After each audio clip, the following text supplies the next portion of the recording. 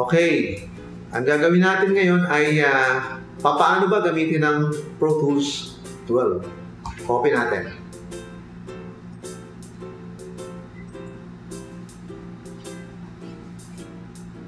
Ayan, naka-open na. So, kailangan natin maglagay ng title nung pinaka-session natin. Ang ilalagay ko yung yun ka. And then, pupunta ko dun sa folder na kung saan ko siya dapat i-save.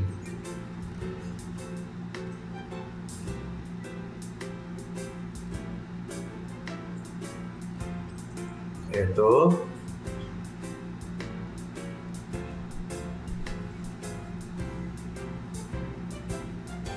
So, ilalagay ko yung use current folder, create,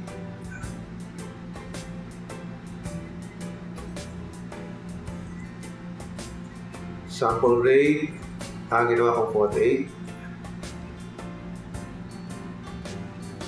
Ayan na, okay na siya. Pupunta ako sa mixed view. Mag-i-import ako ng -1. Hanapin ko yung -1 na kailangan ko.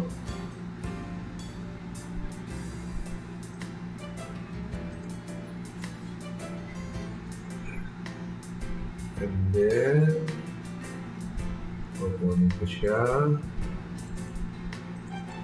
Ayun. Copy files. Then, use current folder na papasok sa audio files. And then, open. Okay. So, lalakihan ko lang siya ng konti. Ayan, para lumaki siya. So, okay. Meron na tayong para sa -1. Lagyan natin muna. Check natin.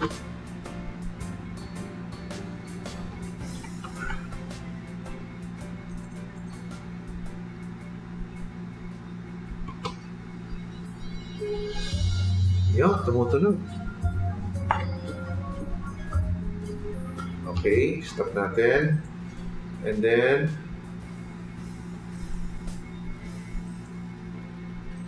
kuha tayo ng isang track para paglalagyan ng boses na kakantahan. So, kailangan natin mono audio track create.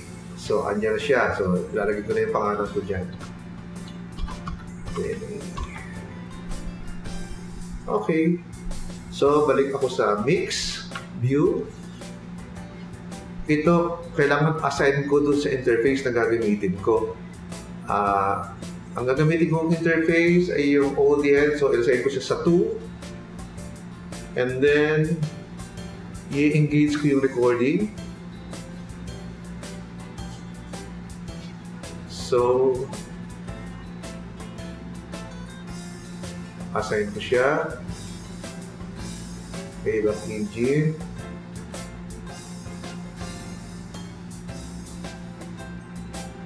Okay.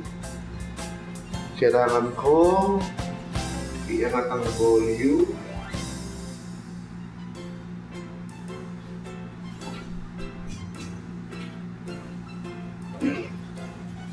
Check, check, check. Ayan. So, pumapasok na yung volume niya. Check, check, check, check. 1, 2. 1, 2. 1, 2. 1, 2. 1, 2. 1, 2.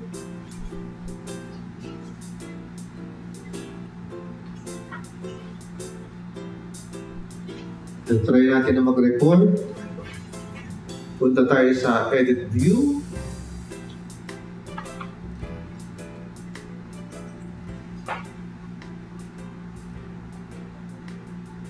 Play.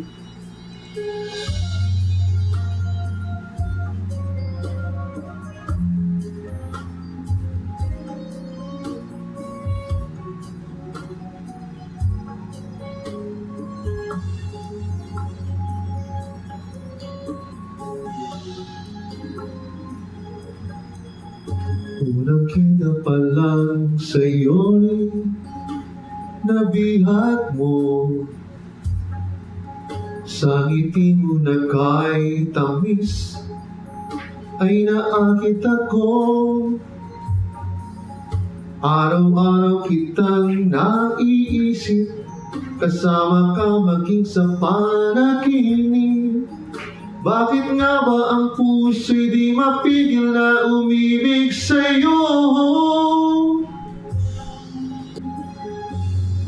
Ito na. Okay. Dapat pagkaka-recording ay control save. So lalakasan ko ng konti itong -1 na to. Dito yan sa dynamics. Para lumakas ng konti. Check natin ito kung may ito sa maxim. So dadagdagan natin ng volume. Subukan natin. And then ayun. So playback natin.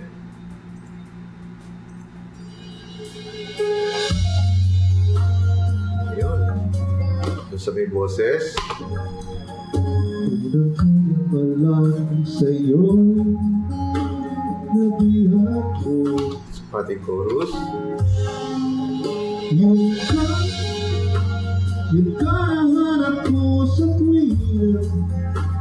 Yun kang sa'kin ang papaligaya kapag nag-iisa. Yun ka nagkaisaya. Okay, balik tayo sa mixed view. Tatanggalin ko itong naka-arm na record. Lalagyan natin ng konting compressor. Ito yung ginagamit kong compressor. Naka-default lang. Tapos lalagyan natin ng konting reverb. Ayan. Lagyan na lang natin medium para hindi masyadong siguro mga 20 para meron ng reverb. And i-EQ natin ng konti yung boses.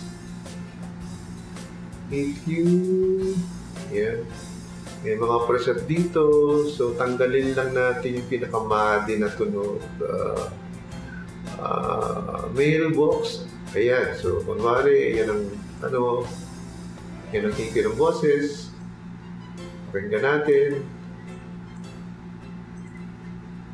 Playback ulit. Playback.